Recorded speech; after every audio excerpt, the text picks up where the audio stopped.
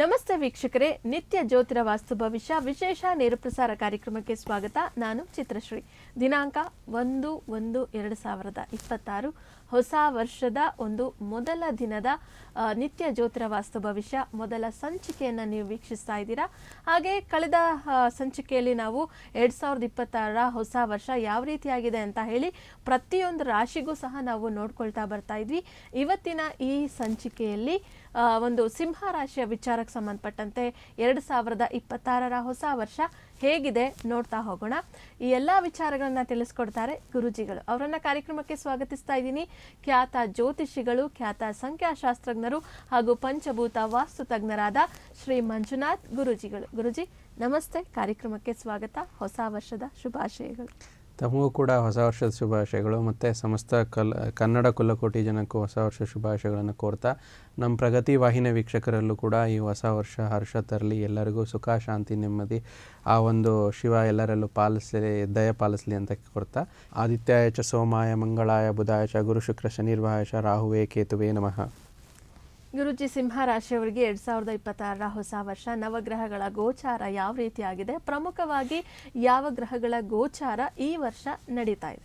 ನೋಡಿ, ಪ್ರತಿ ವರ್ಷದಂತೆ ಈ ವರ್ಷ ಕೂಡ ಹೊಸ ವರ್ಷ ಇವತ್ತು ಪ್ರಾರಂಭ ಆಗಿರುವಂಥದ್ದು. ನಮ್ಮ ಜ್ಯೋತಿಷ ಸನಾತನ ಪರಂಪರೆಯಲ್ಲಿ ನಾವು ಪ್ರತಿಯೊಂದು ಸಂವತ್ಸರಕ್ಕೂ ಹೊಸ ವರ್ಷ ಅಂತ ಪರಿಗಣಿಸ್ತೀವಿ. ಆದರೆ ಒಂದು ಸಂವತ್ಸರ ಪ್ರತಿಯೊಂದು ಹೊಸ ಸಂವತ್ಸರ ಪ್ರಾರಂಭ ಆಗುವಂಥದ್ದು ಯುಗಾದಿ ಹಬ್ಬ ದಿನದಂದು. ಈ ಯುಗಾದಿ ಹಬ್ಬ ಅಂದರೆ ಅದರ ಪಂಚಾಂಗ ಒಂದು ಶ್ರವಣ ಆಗಿರ್ಬೋದು, ಅದರ ಆಚರಣೆ ಮಹತ್ವ ಮತ್ತು ಚೈತ್ರ ಮಾಸದಲ್ಲಿ ಬರುವಂಥ ಈ ಹೊಸ ವರ್ಷದ ಹಬ್ಬ, ಗಿಡ ಮರಗಳ ಚಿಗುರುವಿಕೆ ಆಗುವಂಥದ್ದು, ವಾತಾವರಣದಲ್ಲಿ ಬದಲಾವಣೆ ಆಗುವಂಥದ್ದು, ಹಬ್ಬಕ್ಕೆ ಹೊಸ ಬಟ್ಟೆ ಧರಿಸುವಂಥದ್ದು, ದೇವಸ್ಥಾನಕ್ಕೆ ಹೋಗುವಂಥದ್ದು, ಪಂಚಾಂಗ ಶ್ರವಣ ಮಾಡುವಂಥದ್ದು, ಈ ರೀತಿ ಹಲವಾರು ವಿಚಾರದಲ್ಲಿ ಯುಗಾದಿ ಹಬ್ಬಕ್ಕೆ ಮಹತ್ವ ಇರುವಂಥದ್ದು. ಆದರೆ ಬದಲಾದ ಒಂದು ಕಾಲಘಟ್ಟದಲ್ಲಿ ಇವತ್ತಿನ ಒಂದು ದಿನಮಾನಸದಲ್ಲಿ ಇವತ್ತು ಒಂದು ಜನ್ರೇಷನ್ ಅಂತ ನಾವು ತಗೊಂಡಾಗ ಅಥವಾ ಹೊಸ ಕ್ಯಾಲೆಂಡರ್ ವರ್ಷ ಅಂತ ತಗೊಂಡಾಗ ಇವತ್ತು 1ನೇ ತಾರೀಕನ್ನು ನಾವು ಹೊಸ ವರ್ಷ ಅಂತ ಆಚರಣೆ ಮಾಡ್ತಾ ಇದ್ದೀವಿ. ಸೊ ನಮ್ಮ ವೀಕ್ಷಕರ ಒತ್ತಾಯದ ಮೇರೆಗೆ ನಾವು ಒಂದು ಕುತೂಹಲಕ್ಕೆ ಹೊಸ ವರ್ಷ ಸಿಂಹ ರಾಶಿಯವರ ವಿಚಾರವಾಗಿ ನೋಡೋಣ. ಅದರ ಅನುಗುಣವಾಗಿ ಜನವರಿ 2026 ಇವತ್ತು 1ನೇ ತಾರೀಕಿಂದ ಡಿಸೆಂಬರ್ 31ನೇ ತಾರೀಕುವರೆಗೂ ಇರುವಂಥ ಒಂದು ಸಿಂಹರಾಶಿಯವರ ವಿಚಾರವಾಗಿ ತಿಳಿತಾ ಹೋಗೋಣ. ಈ ವರ್ಷದಲ್ಲಿ ವಾರ್ಷಿಕವಾಗಿ ತುಂಬ ಬೃಹತ್ತಾಗಿ ಬದಲಾವಣೆ ಆಗ್ತಿರುವಂಥದ್ದು ಗುರು ಮತ್ತು ರಾಹುಕೇತುವಿನ ಬದಲಾವಣೆ ಅಂತ ಹೇಳ್ತೀವಿ. ಪ್ರಮುಖವಾಗಿ ಗುರು ತಮ್ಮ ಸ್ಥಾನವನ್ನು ಈಗೇನು ಸಿಂಹರಾಶಿಯವರಿಗೆ ಪ್ರಸ್ತುತ ಲಾಭ ಸ್ಥಾನದಲ್ಲಿದ್ದಾರೋ ಅದು ಒಂದು ವ್ಯಯ ಭಾವಕ್ಕೆ ಬರುವಂಥದ್ದು ಜೂನ್ 2ನೇ ತಾರೀಕು ನಂತರ. ವ್ಯಯ ಭಾವಕ್ಕೆ ಬಂದರೂ ಕೂಡ ಗುರು ನಿಮಗೆ ಪಂಚಮಾಧಿಪತಿಯಾಗಿ ಉಚ್ಚ ಸ್ಥಿತಿಯಲ್ಲಿ ವ್ಯಯ ಭಾವಕ್ಕೆ ಬರುವಂಥದ್ದು ಒಳ್ಳೆಯ ವಿಚಾರನೇ. ಈ ಒಂದು ರಾಶಿ ಬದಲಾವಣೆಯಲ್ಲಿ ಹಲವಾರು ವಿಚಾರದಲ್ಲಿ ಸಿಂಹ ರಾಶಿಯವರಿಗೆ ಮೊದಲೇ ಅರ್ಧ ಭಾಗ ಅಂತ ನಾವೇನು ತಗೊತೀವಿ, ಇದರಲ್ಲಿ ಎಲ್ಲ ಕೆಲಸ ಕಾರ್ಯಗಳನ್ನು ಮಾಡಿಕೊಳ್ಳಲು ಸೂಚಿಸಿರುವಂಥದ್ದು ಸಿಂಹ ರಾಶಿಯವರಿಗೆ. ವರ್ಷದ ಅರ್ಧ ಭಾಗದಲ್ಲಿ ನೀವು ಏನೇನು ಮುಖ್ಯ ಹಂತದ ಕೆಲಸ ಇರುತ್ತೋ ಅದನ್ನು ಮುಗಿಸಿ ವರ್ಷದ 2ನೇ ಹಂತದಲ್ಲಿ ಇದು ತುಂಬ ನಿಧಾನವಾಗುವಂಥದ್ದು. ಮತ್ತು ಡಿಸೆಂಬರ್ 7ನೇ ತಾರೀಕು ತುಂಬ ವಿಶೇಷವಾಗಿ ರಾಹುಕೇತುವಿನ ಬದಲಾವಣೆ ಆಗ್ತಿರುವಂಥದ್ದು. ನಿಮ್ಮ ರಾಶಿಯಲ್ಲೇ ಏನು ಕೇತು ಇದೆ, ಸಪ್ತಮದಲ್ಲಿ ರಾಹು ಗ್ರಹ ಇದೆ, ಇದು ರಾಶಿಯಿಂದ ವ್ಯಯ ಭಾವಕ್ಕೆ ಕೇತು ಹೋಗುವಂಥದ್ದು, ಷಷ್ಠ ಭಾವಕ್ಕೆ ರಾಹು ಬರುವಂಥದ್ದು. ಸೊ ಇದೇನಾಗುತ್ತೆ, ಪಾಪಗ್ರಹಗಳು ಪಾಪ ಸ್ಥಾನದಲ್ಲಿ ಇರುವಂಥದ್ದು ಒಳ್ಳೆ ಫಲಗಳನ್ನೇ ಕೊಡುತ್ತೆ ರಾಹುಕೇತುವಿನ ಬದಲಾವಣೆ ಆದ ನಂತರ. ಸೊ ಅಲ್ಲಿಗೆ ರಾಹು, ಕೇತು, ಶನಿ ಮತ್ತು ಗುರು, ಶನೇಶ್ವರನ ಗೋಚಾರ ಕೂಡ ವರ್ಷ ಪೂರ್ತಿ ಸಿಂಹರಾಶಿಯವರಿಗೆ ಅಷ್ಟಮ ಶನಿ ದೋಷ ನಡೀತಾನೆ ಇರುತ್ತೆ. ಸೊ ಶನಿಯ ಬದಲಾವಣೆ ಯಾವುದೇ ರೀತಿ ಆಗೋದಿಲ್ಲ. ರಾಹು, ಕೇತು, ಶನಿ, ಗುರು ಈ 4 ಗ್ರಹಗಳನ್ನು ಬಿಟ್ಟು ಇನ್ನು ಉಳಿದಂತೆ ಸೂರ್ಯ, ಚಂದ್ರ, ಬುಧ, ಶುಕ್ರ ಅಂತ ಹೇಳ್ತೀವಿ 5 ಗ್ರಹಗಳ ಆಧಾರದ ಮೇಲೆ ನಾವು ಮಾಸ ಭವಿಷ್ಯ ಹೇಳಿದ್ರೆ ವರ್ಷ ಭವಿಷ್ಯವನ್ನು ಇನ್ನು ಉಳಿದಂಥ 4 ಗ್ರಹಗಳ ಆಧಾರಿತವಾಗಿ ಹೇಳ್ತೀವಿ. ಈ ರೀತಿ ಒಂದು ಗೋಚಾರದ ಪ್ರಭಾವ ಸಿಂಹರಾಶಿಯವರಿಗೆ ಈ ವರ್ಷದಲ್ಲಿ ಆಗ್ತಾ ಇರುವಂಥದ್ದು. ಗುರುಜಿ, ನವಗ್ರಹಗಳ ಗೋಚಾರದ ಪ್ರಭಾವ ವರ್ಷ ಪೂರ್ತಿ ಹೇಗಿರುತ್ತೆ ಸಿಂಹ ರಾಶಿಯವರಿಗೆ ಅಂತ ಹೇಳಿ ತಿಳಿಸಿದ್ರಿ. ಇನ್ನು 2026 ಹೊಸ ವರ್ಷ ಶಿಕ್ಷಣಕ್ಕೆ ಸಂಬಂಧಪಟ್ಟಂತೆ ಯಾವ ಗ್ರಹಗಳ ಪ್ರಭಾವ ಯಾವ ರೀತಿಯಾಗಿದೆ ಸಿಂಹ ರಾಶಿಯವರಿಗೆ? ನೋಡಿ, ಸಿಂಹರಾಶಿಯ ಶಿಕ್ಷಣದ ವಿಚಾರದಲ್ಲಿ ಯಾವುದೇ ರೀತಿ ಕೆಳಹಂತದ ಶಿಕ್ಷಣದಿಂದ ಇಟ್ಕೊಂಡು ಮೇಲಿನ ಹಂತವರೆಗೂ, ಉದಾಹರಣೆಗೆ ಒಂದು ಶಿಕ್ಷಣ ವಿಚಾರದಲ್ಲಿ SSLC, PUC, ಡಿಗ್ರಿ ಮತ್ತು ಗ್ರ್ಯಾಜುಯೇಷನ್ ಆಗಿರ್ಬೋದು, ಪೋಸ್ಟ್ ಗ್ರ್ಯಾಜುಯೇಷನ್ನು ಅಥವಾ PhD ಸ್ಟೂಡೆಂಟ್ಸು ಅಥವಾ ಒಂದು ಕಾಂಪಿಟೇಟಿವ್ ಎಕ್ಸಾಮ್ UPSC, KPSC ಯಾರು ಎಕ್ಸಾಮ್ಸ್ ಬರಿತಿರ್ತೀರೋ ಜೂನ್ 2ನೇ ತಾರೀಕುವರೆಗೂ ಎಕ್ಸಲೆಂಟ್ ಆಗಿರುವಂಥ ಸಕ್ಸಸ್ ನಿಮ್ಮಲ್ಲಿ ಇರುವಂಥದ್ದು. ಆದರೆ ಜೂನ್ 2ನೇ ತಾರೀಕು ನಂತರ ಗುರು ಭಗವಾನರು ವ್ಯಯ ಭಾವಕ್ಕೆ ಬರುವಂಥದ್ದು. ಸೊ ವ್ಯಯ ಭಾವಕ್ಕೆ ಬಂದರೂ ಕೂಡ ಒಂದು ಗುರು ಉಚ್ಚ ಸ್ಥಾನದಲ್ಲಿರೋದ್ರಿಂದ ಅಷ್ಟು ಸಮಸ್ಯೆ ಆಗೋದಿಲ್ಲ. ಅಂದರೆ ಒಂದು ವ್ಯಾವಹಾರಿಕ ಜ್ಞಾನ ವೃದ್ಧಿ ಆಗುವಂಥದ್ದು 2ನೇ ತಾರೀಕು ನಂತರ ಆಗುತ್ತೆ. ಆದರೆ ಸಾಧ್ಯವಾದರೆ ನಾನು ಸಿಂಹರಾಶಿಯವರಿಗೆ ಹೇಳ್ತಾರೆ ಏನು ಅಂತಂದರೆ 2ನೇ ತಾರೀಕು ಒಳಗಡೆ ಪರೀಕ್ಷೆಗೆ ಏನಾದರೂ ಇದು ಮಾಡೋದಿದ್ದರೆ ಎಕ್ಸ್ಟ್ರಾ ಪ್ರಯತ್ನ, ಡಬಲ್ ಪ್ರಯತ್ನ ಪಡಿ ಅಂತ ಹೇಳ್ತೀವಿ. ಮೂಲ ಜಾತಕದಲ್ಲಿ ಏನಾದರೂ ನಿಮ್ಮ ಸೂರ್ಯ ಭಗವಾನರಾಗಿರ್ಬೋದು, ಗುರು ಭಗವಾನರು ಮತ್ತು ಬುಧ ಸ್ಟ್ರಾಂಗ್ ಇದ್ದರೆ 2ನೇ ತಾರೀಕು ನಂತರವೂ ಕೂಡ ನಿಮಗೆ ಒಳ್ಳೆ ಸಕ್ಸಸ್ ಸಿಗುತ್ತೆ. 2ನೇ ತಾರೀಕು ಸ್ವಲ್ಪ ನಿಧಾನ ಆಗ್ತಾ ಇರೋದ್ರಿಂದ ಸ್ವಲ್ಪ ಗುರು ಸ್ತೋತ್ರ ಕೇಳುವಂಥದ್ದು ಮತ್ತು ಮೂಲ ಜಾತಕವನ್ನು ಒಮ್ಮೆ ಪರಿಶೀಲನೆ ಮಾಡ್ಕೊಳ್ಳುವಂಥದ್ದು ಒಂದು ಅವಶ್ಯಕತೆ ಇರುವಂಥದ್ದು. ಈ ರೀತಿ ಶಿಕ್ಷಣ ಭವಿಷ್ಯ ಸಿಂಹರಾಶಿಯವರಿಗೆ 2026ರಲ್ಲಿ ಇರುವಂಥದ್ದು. ಗುರೂಜಿ, ಇನ್ನು ಉದ್ಯೋಗಕ್ಕೆ ಸಂಬಂಧಪಟ್ಟಂತೆ 2026 ವರ್ಷ ಸಿಂಹರಾಶಿಯವರಿಗೆ ಗ್ರಹಗಳ ಪ್ರಭಾವ ಯಾವ ರೀತಿ ಆಗಿದೆ? ಸೊ ಇಲ್ಲಿ ಏನಾಗುತ್ತೆ, ತುಂಬ ವಿಶೇಷವಾಗಿ ಜೂನ್ 2ನೇ ತಾರೀಕು ನಂತರ ಸ್ವಲ್ಪ ಗುರು ಭಗವಾನರ ಬದಲಾವಣೆ ಆಗ್ತಿರುವಂಥದ್ದು. ಗುರು ಲಾಭಸ್ಥಾನದಿಂದ ವ್ಯಯಭಾವಕ್ಕೆ ಬರುತ್ತೆ, ಆದರೆ ಉಚ್ಚ ಕ್ಷೇತ್ರದಲ್ಲಿ ಬರೋದ್ರಿಂದ ತರ್ಕಶಾಸ್ತ್ರ ಜ್ಞಾನ ತುಂಬ ಚೆನ್ನಾಗಿ ಕೊಡ್ತಾರೆ. ಮಾತಿನಿಂದ ಸಂಪಾದನೆ, ಸಿಂಹರಾಶಿಯ ಮಾತಿನಿಂದ ಸಂಪಾದನೆ ಮಾಡುವಂಥವರು, ಉದಾಹರಣೆಗೆ ನೀವೊಬ್ಬರು ಲಾಯರ್ಸ್ ಆಗಿರ್ಬೋದು, ಟೀಚರ್ಸು, ಕನ್ಸಲ್ಟೆಂಟು, ವಕೀಲ ವೃತ್ತಿ, ವ್ಯಾಕರಣಶಾಸ್ತ್ರ, ವೇದಶಾಸ್ತ್ರ, ಈ ರೀತಿ ಉದ್ಯೋಗದಲ್ಲಿರೋರಿಗೆ ಒಂದು ವಾಕ್ಯದಿಂದ ಒಂದು ಒಳ್ಳೆ ಪೊಸಿಷನ್ಗೆ ಹೋಗುವಂಥದ್ದು ತುಂಬ ಚೆನ್ನಾಗಿರುವಂಥದ್ದು. ಮತ್ತು ಭಕ್ತಿಲಿ ಯೋಗ ಜಾಸ್ತಿ ಮಾಡುವಂಥವ್ರು ಆಗ್ತೀರಾ, ತೀರ್ಥಯಾತ್ರೆ ಮಾಡುವಂಥದ್ದು, ಸಾಮಾಜಿಕ ಕೆಲಸಕ್ಕೆ ಕೈ ಹಾಕುವಂಥದ್ದು, ಈ ರೀತಿ. ಮತ್ತು ಅದರಲ್ಲಿ ಬೆಲ್ಲ ಮತ್ತು ಸಕ್ಕರೆಗೆ, ಸಿಹಿಗೆ ಸಂಬಂಧಿಸಿದ ಉತ್ಪಾದನೆಗಳು, ಸೊ ಈ ರೀತಿ ಒಳ್ಳೆಯ ಒಂದು ಅನುಕೂಲಗಳು ಹೆಚ್ಚಾಗುತ್ತೆ. ಅದರಲ್ಲೂ ಕೂಡ ರಾಜ್ಯ ಸರ್ಕಾರ ಅಥವಾ ಕೇಂದ್ರ ಸರ್ಕಾರಕ್ಕೆ ಸಂಬಂಧಪಟ್ಟಂಥ ಹುದ್ದೆಗಳಲ್ಲಿ ಯಾರು ಕೆಲಸ ಮಾಡ್ತಿದ್ದೀರಾ ಅವರಿಗೆ ಒಳ್ಳೆಯ ಅನುಕೂಲತೆಗಳು ಸಿಗುವಂಥದ್ದು. ಯಾಕಂದರೆ ಇಲ್ಲೇನಾಗುತ್ತೆ, ಗುರು ವ್ಯಯಭಾವಕ್ಕೆ ಬಂದರೂ ಕೂಡ ಉಚ್ಚ ಸ್ಥಿತಿಯಲ್ಲಿರೋದ್ರಿಂದ ಅವರಿಗೆ ಒಂದು ಒಳ್ಳೆಯ ರಿಸಲ್ಟ್ಸ್ನ ಕೊಡ್ತಾರೆ.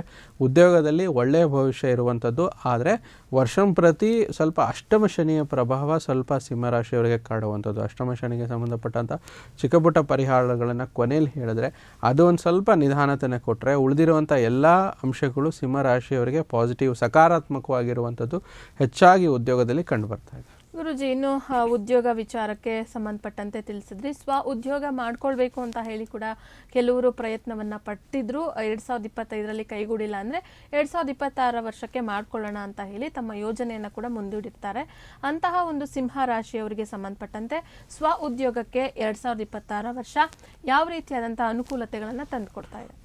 ನೋಡಿ, ಉದ್ಯೋಗ ಮತ್ತು ವ್ಯಾಪಾರಕ್ಕೆ ಕಾರಕವಾಗಿರುವಂಥ ಶನಿ ಗ್ರಹ ಏನಾಗುತ್ತೆ, ಶನೀಶ್ವರ ಬಂದು ಅಷ್ಟಮ ಸ್ಥಾನದಲ್ಲಿ ಸಿಂಹರಾಶಿಯವರಿಗೆ ಒಂದು ಸ್ವಲ್ಪ ವ್ಯಾಪಾರ ವಹಿವಾಟುಗಳಲ್ಲಿ ಅಡಚಣೆಯನ್ನು ನೀಡ್ಬೋದು. ಆದರೆ ಗುರುವಿನ ಬದಲಾವಣೆ, ಗುರುವಿನ ಅನುಗ್ರಹ ಚೆನ್ನಾಗಿರೋದ್ರಿಂದ ಒಳ್ಳೆಯದಂತ ಹೇಳ್ತೀವಿ. ಆದರೆ ಇನ್ನೊಂದು ನೆಗೆಟಿವ್ -2 ಅನ್ನೋ ಪ್ರಕಾರದಲ್ಲಿ ಅಷ್ಟಮ ಸ್ಥಾನದಲ್ಲಿರುವಂಥದ್ದು, ಪಾಪಸ್ಥಾನದಲ್ಲಿ ಪಾಪಗ್ರಹಗಳಿದ್ದಾಗ ಶುಭ ಫಲ ನೀಡುವಂಥದ್ದು. ಸೊ ಆ ವಿಚಾರದಲ್ಲಿ ನೋಡಿದ್ರೆ ತುಂಬ ಒಳ್ಳೆಯದು, ಅನುಕೂಲ ಆಗುವಂಥದ್ದು.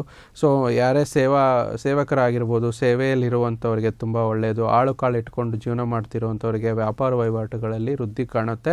ಅದರಲ್ಲೂ ವಿಶೇಷವಾಗಿ ಸಿಂಹರಾಶಿಯ ಒಂದು ಬಟ್ಟೆ ಅಂಗಡಿ ಆಗಿರ್ಬೋದು, ರೇಷನ್ ಶಾಪು, ಸ್ಟೀಲ್ ಶಾಪು ಅಥವಾ ಹೋಟೆಲ್ ಉದ್ಯಮಗಳಲ್ಲಿ ಏನಾದ್ರು ಸಿಂಹರಾಶಿಯವರಿದ್ದರೆ, ಅಥವಾ ಕಮಿಷನ್ ಬಿಸ್ನೆಸ್ಗೆ ಸಂಬಂಧಪಟ್ಟಂಥ ಉದ್ಯಮಿಗಳಿಗೆ ಸಿಂಹರಾಶಿಯವರಿಗೆ ಉದ್ಯಮದಲ್ಲಿ ಅತ್ಯಂತ ಉನ್ನತ ಮಟ್ಟಕ್ಕೆ ಚೆನ್ನಾಗಾಗುತ್ತೆ. ವ್ಯಾಪಾರ ವಹಿವಾಟುಗಳಲ್ಲಿ ಒಳ್ಳೆಯ ಅನುಕೂಲ ಆಗುತ್ತೆ.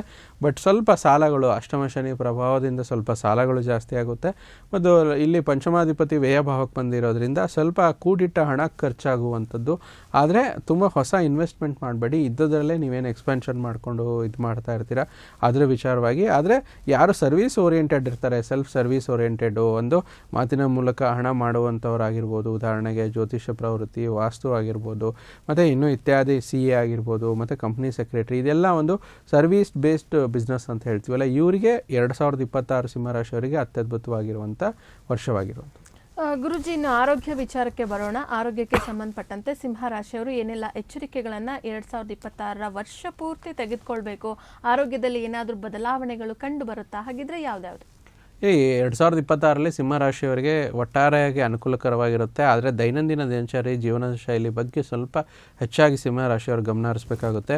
ಅದರಲ್ಲೂ ವಿಶೇಷವಾಗಿ ಮಾನಸಿಕ ಶಾಂತಿ ಮತ್ತು ದೈಹಿಕ ಸದೃಢತೆ ಎರಡು ಮುಖ್ಯವಾಗಿರುವಂಥದ್ದು.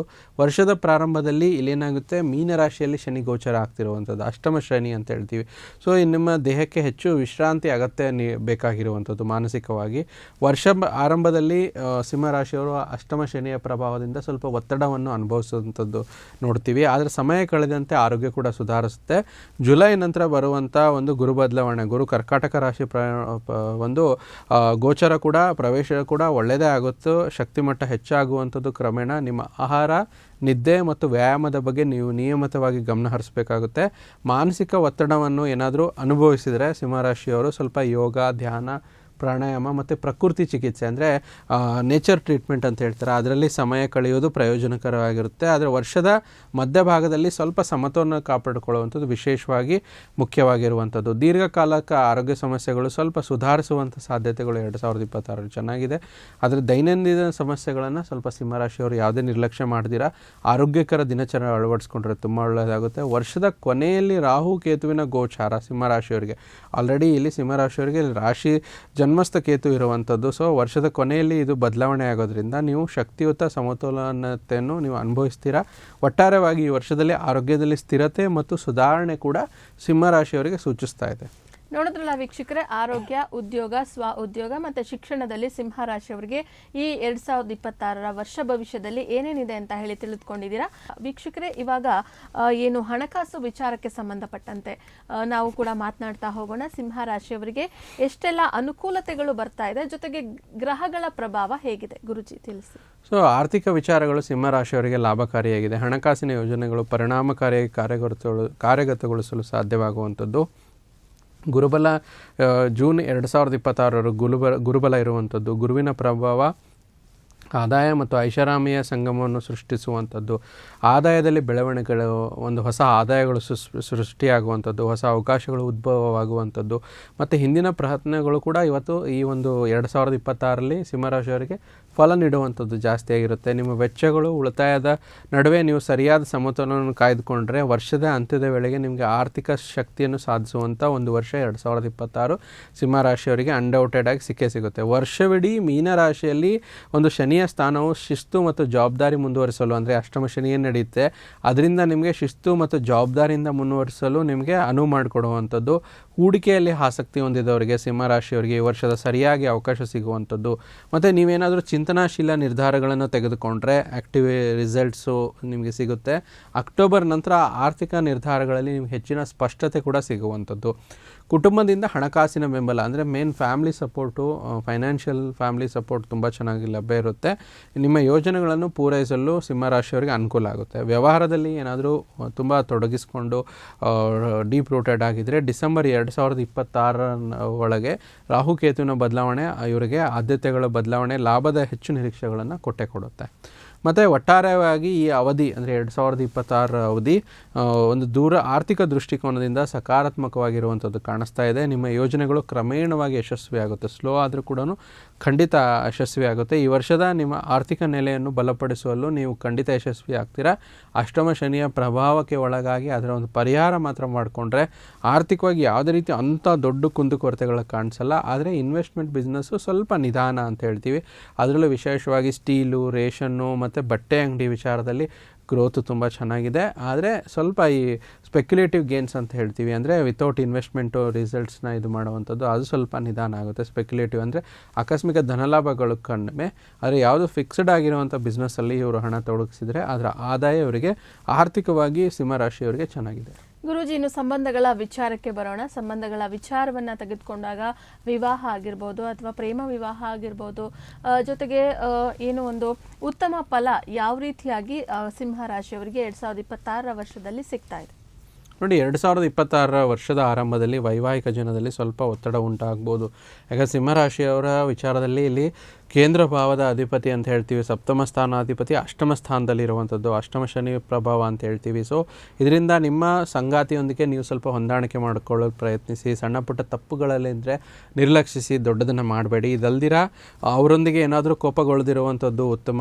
ಆದಷ್ಟು ಕೋಪನ ಕಂಟ್ರೋಲ್ ಮಾಡಿ. ಈ ಅವಧಿಯಲ್ಲಿ ನಿಮ್ಮ ಒಂದು ದಾಂಪತ್ಯ ಜೀವನಕ್ಕೆ ಸಂಬಂಧಪಟ್ಟಂಥ ತಾಳ್ಮೆ ಪರೀಕ್ಷೆಗಳು ಹೆಚ್ಚಾಗಿರುತ್ತೆ ಮತ್ತು ಸಂದರ್ಭಗಳು ನಿಮ್ಮನ್ನು ಸುಧಾರಿಸುವಂಥದ್ದು ಆಗಿರುವಂಥದ್ದು. ವೈವಾಹಿಕ ಜೀವನದಲ್ಲಿ ಸಾಮರಸ್ಯದ ಒಂದು ಪರಿಸ್ಥಿತಿ ಇರುವಂಥದ್ದು. ನಿಮ್ಮಿಬ್ಬರ ನಡುವೆ ಉತ್ತಮ ತಿಳುವಳಿಕೆ ಇರಬಹುದು, ಮಕ್ಕಳ ಆರೋಗ್ಯ ಉತ್ತಮವಾಗಿರುತ್ತೆ ಮತ್ತು ಹೆಚ್ಚು ಶಕ್ತಿಶಾಲಿಯಾಗಿರ್ತೀರಾ. ಒಟ್ಟಾರೆ ಈ ವರ್ಷ ನೀವು ಸಂಗಾತಿ ಮತ್ತು ಮಕ್ಕಳೊಂದಿಗೆ ಒಂದು ಒಳ್ಳೆಯ ವಿಚಾರ ಅಂದರೆ ಸಿಂಹರಾಶಿಯವರು ಪ್ರವಾಸ ಹೋಗುವಂಥದ್ದು, ಅದರಲ್ಲಿ ನಿಮ್ಮಲ್ಲಿ ಏಕತೆ, ಪ್ರೀತಿ, ಸಾಮರಸ್ಯ ಇರುವಂಥದ್ದು. ಇದರ ಮೂಲಕ ಪರಸ್ಪರ ಏನೇ ಒಂದು ದೂರುಗಳಿದ್ರೂ ಕೂಡ ಸಹ ದೂರವಾಗುತ್ತೆ. ಈ ರೀತಿಯಾಗಿ ದಾಂಪತ್ಯದ ವಿಚಾರದಲ್ಲಿ ಯಾವುದೇ ರೀತಿ ಸಮಸ್ಯೆ ಇಲ್ದಿರ ಬ್ಯಾಲೆನ್ಸ್ಡ್ ಆಗಿ 50-50 ಬ್ಯಾಲೆನ್ಸ್ಡ್ ಅಂತ ಹೇಳ್ತೀವಲ್ಲ, ಆ ರೀತಿಯಾಗಿ ತುಂಬ ಚೆನ್ನಾಗಿ ಇರುವಂಥದ್ದು. ಗುರುಜಿ, ಇನ್ನು ಸುಖ ದಾಂಪತ್ಯ ಅಂತ ಹೇಳಿ ತಗೊಳ್ಳೋಣ. ಸಂತಾನ ಪ್ರಾಪ್ತಿ ಆಗಿರ್ಬೋದು, ಸುಖ ದಾಂಪತ್ಯ ಆಗಿರ್ಬೋದು, ಈ ವಿಚಾರಕ್ಕೆ ಸಂಬಂಧಪಟ್ಟಂತೆ ಎಷ್ಟೆಲ್ಲ ಉತ್ತಮ ಫಲಗಳು ಸಿಂಹರಾಶಿಯವರಿಗೆ ಸಿಗ್ತಾ ಇದೆ ಈ ವರ್ಷ? ನೋಡಿ, ಸುಖ ದಾಂಪತ್ಯ ಮತ್ತು ಪ್ರೇಮ ಜೀವನದ ವಿಚಾರಗಳಲ್ಲಿ ಅನುಕೂಲಕರ, ಹೆಚ್ಚು ಪ್ರೋತ್ಸಾಹದಾಯಕವಾಗಿರುತ್ತೆ. ಭಾವನಾತ್ಮಕ ಸ್ಥಿರತೆ ಮತ್ತು ತಿಳುವಳಿಕೆಯೊಂದಿಗೆ ಸಂಬಂಧಗಳು ಮುಂದಕ್ಕೆ ಸಾಗಿಸಲು ಈ ವರ್ಷ ತುಂಬ ನಿಮಗೆ ಸಿಂಹರಾಶಿಯವರಿಗೆ ಸಹಾಯಕವಾಗಿರುತ್ತೆ. ಜೂನ್ 2026 ನಂತರ ಗುರುವಿನ ಪ್ರಭಾವವು ಭಾವನಾತ್ಮಕ ತಿಳುವಳಿಕೆಗಳನ್ನು ಬಲಪಡಿಸುತ್ತೆ. ಯಾವ ರೀತಿ ಅಂದರೆ ನಿಮ್ಮಲ್ಲಿ ಪರಸ್ಪರ ಗೌರವ, ನಂಬಿಕೆ, ಸಂಭಾವನೆ, ಸಂಬಂಧಗಳು ಬಲಪಡಿಸುತ್ತೆ. ಅಸ್ತಿತ್ವದಲ್ಲಿರುವ ಯಾವುದೇ ಒಂದು ತಪ್ಪು ಗ್ರಹಿಕೆಗಳು ಕೂಡ ಪರಿಹರಿಸಲ್ಪಡುತ್ತೆ. ನಿಮ್ಮಿಬ್ಬರ ಒಂದು ಸಂಗಾತಿಯೊಂದಿಗೆ ಹೊಸ ಆರಂಭವನ್ನು ಕೂಡ ಮಾಡ್ತೀರಾ. ವರ್ಷವಿಡೀ ಮೀನರಾಶಿಯ ಒಂದು ಅಷ್ಟಮ ಗೋಚಾರ ಸಿಂಹರಾಶಿಯವರಿಗೆ ಹೆಚ್ಚಾಗಿ ಇದು ಇರುವಂಥದ್ದು, ಪ್ರಬುದ್ಧತೆ ಕಾಯ್ದುಕೊಳ್ಳೋದು ಒಳ್ಳೆಯದಾಗುತ್ತೆ. ಈ ವರ್ಷ ಅವಿವಾಹಿತರಿಗೆ ಉತ್ತಮ ವರ್ಷ, ವಿವಾಹ ಅವಕಾಶಗಳು ಉಂಟು. ಆದರೆ ತಾವು ಕೇಳಿದಂಗೆ ಸಂತಾನ ವಿಚಾರದಲ್ಲಿ, ಯಾರು ದಾಂಪತ್ಯ, ಸುಖ ದಾಂಪತ್ಯದ ಸಂತಾನ ವಿಚಾರದಲ್ಲಿ ಗುರುಬಲ ತುಂಬ ಮುಖ್ಯವಾಗಿ ವರ್ಷದ ಮೊದಲನೇ ಆರಂಭದಲ್ಲಿ ಇರುವಂಥದ್ದು. ಅದಕ್ಕೆ ಜೂನ್ವರೆಗೆ ಹೆಚ್ಚಾಗಿ ಸಿಂಹರಾಶಿಯವರಿಗೆ ಅನುಕೂಲತೆಗಳಿರುತ್ತೆ. ತದನಂತರ ಕೂಡ ವ್ಯಯಭಾವಕ್ಕೆ ಗುರು ಉಚ್ಚ ಸ್ಥಿತಿಯಲ್ಲಿದ್ದರೂ ಕೂಡ ಸಂತಾನ ನಿಧಾನವಾಗುವಂಥದ್ದು. ಆದರೆ ಒಳ್ಳೆ ರಾಜಯೋಗದ ಸಂತಾನನೇ ಗುರು ಭಗವಾನರು ನೀಡುವಂಥದ್ದಾಗಿರುತ್ತೆ. ಗುರುಜಿ, ಇನ್ನು ಯೋಗಗಳ ವಿಚಾರವನ್ನು ತೆಗೆದುಕೊಳ್ಳೋಣ. ಸಿಂಹರಾಶಿಯವರಿಗೆ 2026 ವರ್ಷದಲ್ಲಿ ಸಿಗ್ತಾ ಇರುವಂತಹ ಯೋಗ ಯಾವ ರೀತಿಯಾಗಿದೆ, ಹಾಗೆ ದೋಷಗಳು ಅಂತ ಹೇಳಿ ಬಂದರೆ ಏನು ದೋಷ ಎದುರಾಗುತ್ತೆ, ಅದನ್ನು ಕಡಿಮೆ ಮಾಡ್ಕೊಳ್ಬೇಕು ಅಥವಾ ಪರಿಹಾರ ಕ್ರಮಗಳು ಏನೇನು ಅಂತ ಹೇಳಿ? ನೋಡಿ, ಯೋಗ ಮತ್ತು ದೋಷ ಪರಿಹಾರದಲ್ಲಿ ಸಿಂಹರಾಶಿಯವರಿಗೆ ಗುರು ಭಗವಾನರ ಮೊದಲೇ ಅರ್ಧ ಭಾಗದ ಹಂಸಯೋಗ ಸಿಗುತ್ತೆ. ಇದರಲ್ಲಿ ಧನ, ಸಂತಾನ, ಸ್ವಂತ ಮನೆ, ಶುಭ ಕಾರ್ಯ ಎಲ್ಲವನ್ನೂ ಸಿಂಹರಾಶಿಯವರಿಗೆ ದಯಪಾಲಿಸುವಂಥದ್ದು ಮೊದಲೇ 6 ತಿಂಗಳಲ್ಲಿ. ಸೊ ನಂತರ ಬರುವಂಥ ಇದರಲ್ಲಿ ಸ್ವಲ್ಪ ದೋಷಗಳಲ್ಲಿ ಪ್ರಮುಖವಾಗಿ ದೋಷ, ಈಗೇನು ಸಿಂಹರಾಶಿಯವರಿಗೆ ಆಲ್ರೆಡಿ ರಾಹು ಕೇತು ದೋಷ ಇದೆ. ಯಾಕಂದರೆ ಲಗ್ನದಲ್ಲಿ ಅಂದರೆ ರಾಶಿಯಸ್ಥ ಇರುವಂಥ ಗ್ರಹ ಕೇತು ಮತ್ತು ಸಪ್ತಮದಲ್ಲಿ ರಾಹು ಇರುವಂಥದ್ದು, ಇದು ಅತ್ಯಧಿಕವಾಗಿರುವಂಥ ದೋಷ. ಇದಕ್ಕೆ ಕಾಲಸರ್ಪ ದೋಷ ಅಂತ ಹೇಳ್ತಾರೆ, ರಾಹುಕೇತು ದೋಷ ಅಂತ ಹೇಳ್ತಾರೆ. ಇದಕ್ಕೆ ಕ್ಷೇತ್ರದಲ್ಲಿ ಪರಿಹಾರ ಮಾಡುವಂಥದ್ದು ಅಂದರೆ ಸರ್ಪಕ್ಷೇತ್ರಗಳು, ಸುಬ್ರಹ್ಮಣ್ಯವಾಗಿರ್ಬೋದು, ಕಾಳಹಸ್ತೀಶ್ವರ ದೇವಸ್ಥಾನದಲ್ಲಿ ಅದಕ್ಕೆ ಪರಿಹಾರಗಳನ್ನು ಮಾಡಿಕೊಳ್ಳುವಂಥದ್ದು. ಆದಷ್ಟು ಇಲ್ಲಿ ತುಂಬ ವಿಶೇಷವಾಗಿರುವಂಥದ್ದು ಅಷ್ಟಮ ಶನಿಯ ಪ್ರಭಾವ ಪ್ರತಿಯೊಂದು ಹಂತದಲ್ಲಿ, ಒಂದು ವ್ಯಾಪಾರವಾಗಿರ್ಬೋದು, ಶಿಕ್ಷಣ ಆಗಿರ್ಬೋದು, ಉದ್ಯೋಗವಾಗಿರ್ಬೋದು, ಮತ್ತು ಅವರ ಆರೋಗ್ಯದಲ್ಲಿ ವಿಚಾರದಲ್ಲೂ ಕೂಡ ಅಷ್ಟಮ ಶನಿ ವರ್ಷಂ ಪ್ರತಿ ಅಂದರೆ ವರ್ಷವಿಡೀ ಅಲ್ಲೇ ಗೋಚರ ಇರೋದ್ರಿಂದ ಸಮಸ್ಯೆ ಹೆಚ್ಚಾಗಿರುತ್ತೆ. ಶನಿಗೆ ಸಂಬಂಧಪಟ್ಟಂಥ ಶನಿ ಚಾಲಿಸ ಹೇಳುವಂಥದ್ದು, ಶನಿ ಶಿವನನ್ನು ಆರಾಧನೆ ಮಾಡುವಂಥದ್ದು. ಆದ್ದರಿಂದ ಶಿವಲಿಂಗಕ್ಕೆ ಕಬ್ಬಿನ ಹಾಲಿನ ಅಭಿಷೇಕ ಮಾಡುವಂಥದ್ದು, ಜೊತೆಗೆ ಮೊಸರಿನಲ್ಲಿ ಹಸಿ ಹಾಲು, ಜೇನುತುಪ್ಪವನ್ನು ಮಿಶ್ರಣ ಮಾಡಿ ಒಂದು ಪಂಚಾಮೃತ ಅಂತ ತಯಾರಿಸಿ ಪ್ರತಿ ಸೋಮವಾರ, ಈ ರೀತಿ ಸೋಮವಾರಗಳಲ್ಲಿ 5 ಸೋಮವಾರ ಮಾಡಿದ್ರೆ ತುಂಬ ಒಳ್ಳೆಯದಾಗುತ್ತೆ. ಮತ್ತು ಕಾಯಿ, ತೆಂಗಿನಕಾಯಿ ಅಥವಾ ದುರ್ವೆ ಅಂತ ಏನು ಹೇಳ್ತೀವಿ, ದೇವಸ್ಥಾನಗಳಿಗೆ ನೀಡುವಂಥದ್ದು. ಮತ್ತು ಸಿಂಹರಾಶಿಯ ಅಧಿಪತಿಯಾದ ಸೂರ್ಯ ಭಗವಾನರ ಒಂದು ಆರಾಧನೆ, ಸೂರ್ಯನಾರಾಯಣನ ಆರಾಧನೆ ಮಾಡುವಂಥದ್ದು, ಸೂರ್ಯನಾರಾಯಣ ದೇವಸ್ಥಾನಕ್ಕೆ ಹೋಗುವಂಥದ್ದು. ನಿಮ್ಮೂರಲ್ಲಿ ಸೂರ್ಯನಾರಾಯಣ ದೇವಸ್ಥಾನ ಇಲ್ಲ, ನಿಮ್ಮ ಕ್ಷೇತ್ರದಲ್ಲಿ ನೀವು ಇರುವಂಥ ವಾಸಸ್ಥಳದಲ್ಲಿ ಇಲ್ಲ ಅಂತಂದರೆ ಆದಿತ್ಯ ಹೃದಯ ಪಠನೆ ಮಾಡುವಂಥದ್ದು, ಸೂರ್ಯ ಅಷ್ಟಕದ ಒಂದು ಪಠನೆ ಮಾಡುವಂಥದ್ದು ತುಂಬ ಒಳ್ಳೆಯದಾಗುತ್ತೆ. ಸೂರ್ಯ ನಮಸ್ಕಾರವನ್ನು, ಸೂರ್ಯನ 12 ಮಂತ್ರಗಳು ಹೇಳಿ ಸೂರ್ಯ ನಮಸ್ಕಾರವನ್ನು ಮಾಡುವಂಥದ್ದು ತುಂಬ ಒಳ್ಳೆಯ ಫಲಗಳು ಕೊಡುತ್ತೆ. ಈ ರೀತಿ ಪರಿಹಾರಗಳನ್ನು ಮಾಡ್ಕೋಬೋದು. ಖಂಡಿತವಾಗಿ ಸಿಂಹರಾಶಿಯವರ ಒಂದು ಒಳ್ಳೆಯ ಒಂದು ಸಿಂಹದ ಒಂದು ರೀತಿ ಗರ್ಜನೆ ಅಂತ ನಾವು ತಗೊತೀವಿ, 70% ಚೆನ್ನಾಗಿದೆ. ಗುರುಜಿ, ನೀವು ಕೊಡುವಂತಹ ಕೊನೆ ಸೂಚನೆ ಸಿಂಹರಾಶಿಯವರಿಗೆ ಏನು? ಸಿಂಹರಾಶಿಯವರು ಹೆಚ್ಚಾಗಿ ಅಷ್ಟಮ ಶನಿಯ ಪ್ರಭಾವದಿಂದ ಇನ್ವೆಸ್ಟ್ಮೆಂಟ್ ಬಿಸ್ನೆಸ್ ಬೇಡ, ಅತಿಯಾದ ನಂಬಿಕೆ ಬೇಡ. ಎಲ್ಲದರಲ್ಲೂ ಟೈಮ್ ಟೆಸ್ಟೆಡ್ ಅಂತ ಅಂದರೆ ಅದಕ್ಕೆ ಅದರದ್ದೇ ಆದ ಸಮಯ ನೀಡಿ ಸ್ವಲ್ಪ ಪರೀಕ್ಷೆ ಮಾಡಿ ಮುಂದುವರೆದ್ರೆ ಅವ್ರಿಗೆ ಯಾವುದೇ ರೀತಿಯ ಅಡಚಣೆಗಳಿದ್ರೂ ಕೂಡ ದೂರವಾಗುತ್ತೆ. ನೋಡಿದ್ರಲ್ಲ ವೀಕ್ಷಕರೇ, ಸಿಂಹರಾಶಿಯವರ ಒಂದು 2026 ವರ್ಷ ಭವಿಷ್ಯ ಕಂಪ್ಲೀಟ್ 8 ವಿಚಾರಕ್ಕೆ ಸಂಬಂಧಪಟ್ಟಂತೆ ಯಾವ ರೀತಿಯಾಗಿದೆ ಅಂತ ಹೇಳಿ ಗುರೂಜಿಗಳು ಸಹ ತಿಳಿಸ್ಕೊಟ್ಟಿದ್ದಾರೆ. ಅದನ್ನು ಮಾಡ್ಕೊಳ್ಳಿ, ಒಳ್ಳೆಯದಾಗಲಿ. ಪರಿಹಾರ ಭಾಗವಾಗಿ ಏನೇನು ಮಾಡ್ಕೊಳ್ಬೇಕು ಖಂಡಿತ ಮಾಡ್ಕೊಳ್ಳಿ ಅಂತ ಹೇಳ್ತಾ ಗುರೂಜಿ ಇಷ್ಟೊತ್ತು ಕೂಡ ನಮ್ಮ ಜೊತೆ ಇದ್ದು ವರ್ಷ ಭವಿಷ್ಯ ಅಂತ ಹೇಳಿ ತಗೊಂಡಾಗ ಹೊಸ ವರ್ಷದ ದಿನ ಸಿಂಹರಾಶಿಯವರಿಗೆ ಒಂದು ವರ್ಷ ಭವಿಷ್ಯ ಯಾವ ರೀತಿಯಾಗಿದೆ ಅಂತ ಹೇಳಿ ತಿಳಿಸ್ಕೊಟ್ಟಿದ್ದೀರಾ. ಧನ್ಯವಾದಗಳು. ಸರ್ವೇ ಜನೋ ಸುಖಿನೋ ಭವಂತು, ಸಮಸ್ತ ಸನ್ಮಂಗಳಾನಿ ಭವಂತು. ವೀಕ್ಷಕರೇ, ಇವತ್ತಿನ ಸಂಚಿಕೆಯನ್ನ ಇಲ್ಲಿಗೆ ಮುಗಿಸ್ತಾ ಇದ್ದೀವಿ. ಮತ್ತೊಂದು ಸಂಚಿಕೆಯಲ್ಲಿ ಮತ್ತೊಂದು ರಾಶಿಯೊಂದಿಗೆ ಭೇಟಿಯಾಗೋಣ. ನೋಡ್ತಾ ಇರಿ ಪ್ರಗತಿ ಟಿವಿ, ಇದು ನಿಮ್ಮಿಂದ ನಿಮಗಾಗಿ.